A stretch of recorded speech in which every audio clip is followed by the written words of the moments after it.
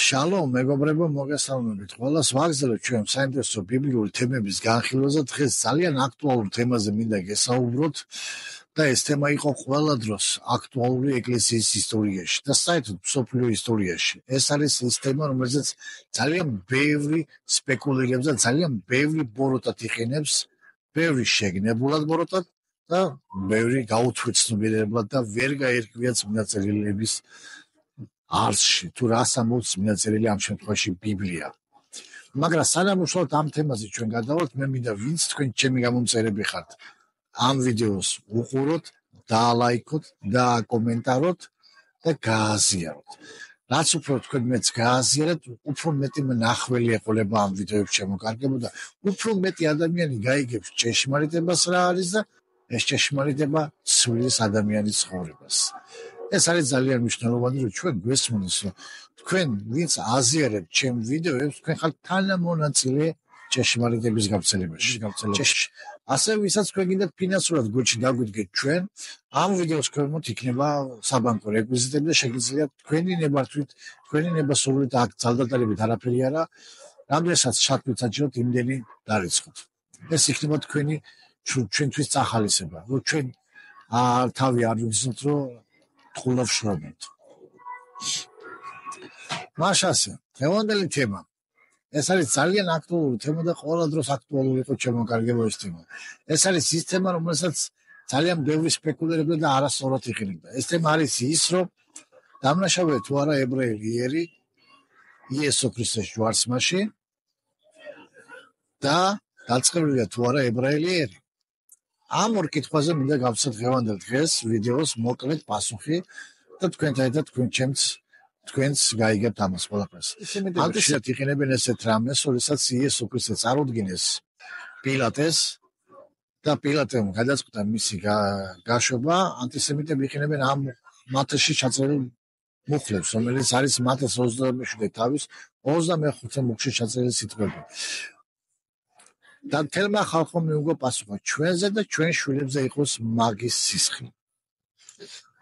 და ანტისემიტები იყენებენ ამით. აი ამის გამო ისრაელი დაიწყებლა იერუსალიმის ტაძარი დაინგრა და ებრაელი ერი იყო გაფანტულობაში. ამის გამო სწორედ რომ იესო ქრისტე არ მიიღეს, ამის გამო ღმერთმა დაწყევლა. შემოკარგებო, ეს არასწორი მოსაზრება, ამ ცოდვის გამო ისინი არ იყვნენ გაფანტულობაში და ამის გამო ისინი არ მოხდნენ წყევლის ქვეშ.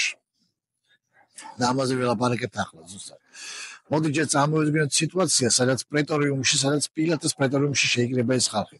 ვინ იყო ეს ხალხი და რამდენი იყო ეს ხალხი? პასეხის დღესასწაულზე იერუსალიმში იკრიბებოდა დაახლოებით 1 მილიონამდე ადამიანი ჩამოდიოდა. ეს იყო ისრაელის ადგილობრივი მაცხოვრებლები და აგრეთვე ჩამოდიოდნენ პილიგრიმები, რომლებიც მოდიოდნენ მომლოცველები, რომლებიც ჩამოდიოდნენ სხვადასხვა ქვეყნებიდან და 1 მილიონამდე ხალხი იკრიბებოდა მაშინდელ იერუსალიმში. ზოგს გაგებული ჰქონდა იესოს შესახებ, ზოგმა საერთოდ წარმოდგენაც არ ჰქონდა ვინ იყო იესო. წარმოდგენაში არ ჰქონდათ ესეთი რამ. რა გააკეთეს ფარისევლებმა და მღვდელმთავრებმა? ძირითადად მღვდელმთავრებმა, რომ ფარისევლები ამ მომენტში არ იყვნენ. მღვდელმთავრებმა გააკეთეს ის, რომ მოისყიდეს ხალხი, გადაუხადეს ხალხს ფული და მოისყიდეს ყველა ის ხალხი, ვინც იზიარებდა ამ სადუკეების იდეოლოგიას. სადუკეების იდეოლოგია იყო ის, რომ მათმა იესო ქრისტეან არ მიიღეს იმის გამო, რომ მათ შეეშინათ თავიანთი ადგილის დაკარგვისა, თავიანთი გავლენის დაკარგვისა. ხელისუფლებაში ყველა ადამიანი, ვინცა მათ ყოველთვის ეშინია ამ სკამის, ამ ხელისუფლების დაკარგვას. ეს ასე იყო იესო ქრისტეს დროსაც და ეს სამწუხაროდ ახლაც არის ასე. ეს ხალხი იყო იესო ქრისტეს წინააღმდეგ, რადგანაც იესო ქრისტეს გავლენა ჰქონდა ხალხზე. და რადგანაც მათ ეშინათ რომ დაკარგავდნენ ამ გავლენას ხალხზე, მათმა მოისყიდეს ისეთი ხალხი, ჯერ ცრომოწმეები და შემდეგ ის ხალხი, ვინც დათანხმდა იესო ქრისტეს ჯვარცმას.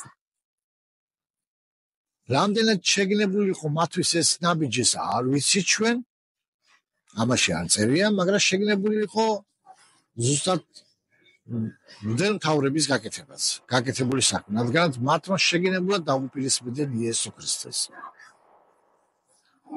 და გადაწყვიტეს იესო ქრისტეს ჯვარცმა. მაგრამ ანტისემიტებს ავიწყდება ერთ-ერთი რამე, რაც იესო ქრისტემ ჯვარზე თქვა ლუკას სახარებაში. ნახეთ როგორ წერია, როდესაც იესო ქრისტე გააკრეს ჯვარზე, იესო ქრისტემ საოცარი სიტყვები წარმოთქვა. მამაო მიუტევე ამათ ვინაიდან არ იციან რას აკეთებენ. ფაქტობრივად იესო ქრისტე ამბობს ესეთ რამეს, რომ მე კი გამაგრე ჯვარზე, მე გამყიდეს, მაგრამ შენ აპატიე. ვინაიდან არ იციან რას აკეთებენ. მე სხვა მუხლებს არ მოვიყვანდი, რომ ძალიან ბევრი მუხლები, სადაც იესო ქრისტე ამბობს, რომ მე ჩემით მივიდივარ სიკვდილზე, მე არავის ვერან ვერ წამართვეს ამ სიცოცხლეს. იოანეს სახარება წაიკითხეთ და კარგად თქვენ მიხვდებით, რომ იესო ქრისტეს ეს თავისი შეგნებული არჩევანი იყო, რადგანაც გამოსხილვა ვერ მოხდებოდა ისე და ისე, მაგრამ ფაქტია, რომ იესო ქრისტე მათ არ აბრალებს და როგორ ფიქრობ? მამა იესო ქრისტეს თხოვნას არ შეასრულებდა? აპატიე, ვინაიდან არ იციან. ამას არავინ არ კითხულობს ამ ტექსტს. რატომღაც. აქედან გამომდინარე, მცნება იმის შესახებ, რომ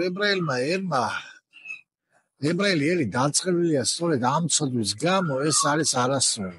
სწორედ ეს ცოდვა აპატია ღმერთმა, ეს ჩადენილი ცოდვა, რომელიც ჩაიდინეს მათმა. და ამაზე მოციქულთა საქმეების მესამე თავის მე-17 მუხლში წერს თვითონ ლუკა მახარებელი, თვითონ პეტრე მოციქულის სიტყვებს, რომელიც მან იქადაგა იერუსალიმში 50 დღეს. ახლა ვიცით ძმებო, რომ თქვენ ისევ როგორც თქვენმა მთავრებმა უმეცრებით ჩაიდინეთ ეს.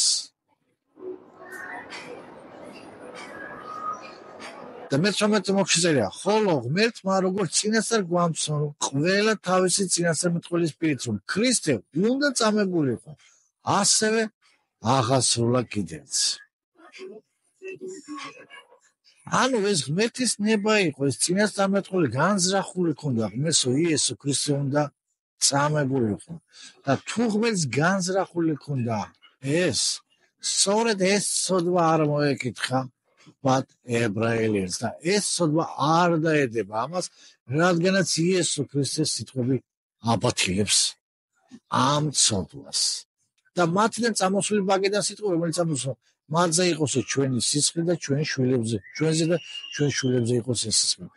ანუ იესო ქრისტემ გააბათილა ეს ცოდვა პეტრე მოციქულმა, დაამოწმეს, რომ ასე იყო, რადგანაც უმეცრეობაში ჩადენილი დანაშაულია ეს და ეუბნება რატომ იყო უმეცრეობა, რადგანაც ღმერთს დაფარული ქონდა მათთვის ეს გეგმა. მათმა ვერ გაიგეს ეს ღმერთის ღვთაებრივი გეგმა, რომელიც უნდა იყოს ჩაცდომილი.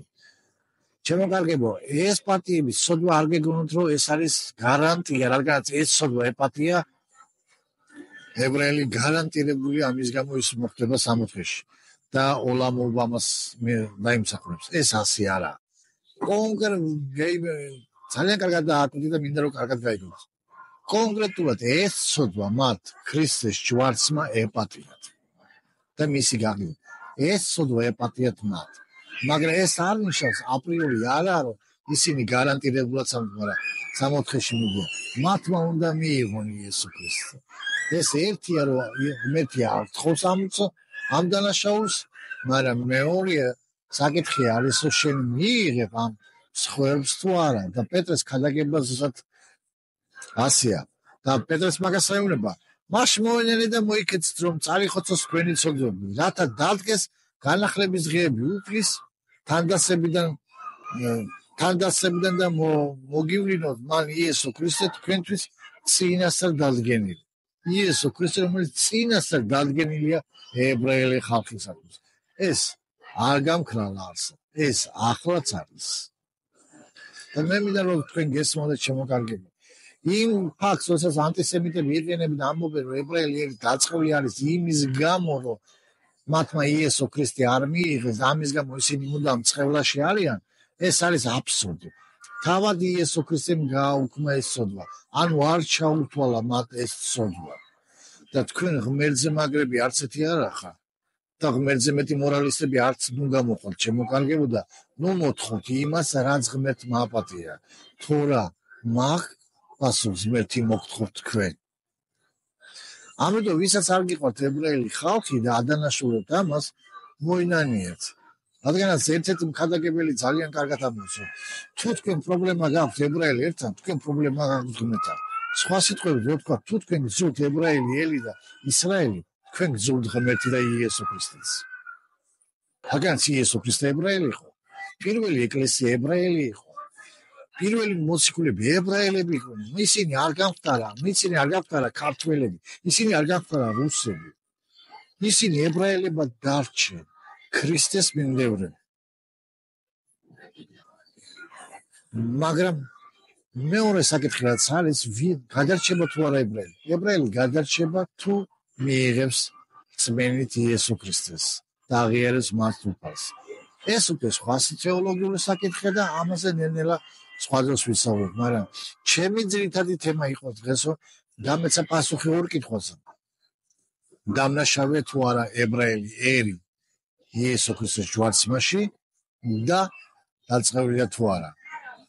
არ არის დამნაშავე, რადგანაც ისინი უმეცრებაში აკეთებდნენ, კი ფაქტი მოხდა, მათი ხელით ისინი გაიცა და გაიკერა ჯვარზე, მაგრამ ეს ცოდვა ღმერთმა ცოდვაში არ ჩაუთვალა, რადგანაც ღმერთს ჰქონდა დაფარული მათთვის. სწორედ ამ ცოდვას არ მოგითხავს ღმერთი, მაგრამ დანარჩენი ცოდვებზე ღმერთი მოგითხავს.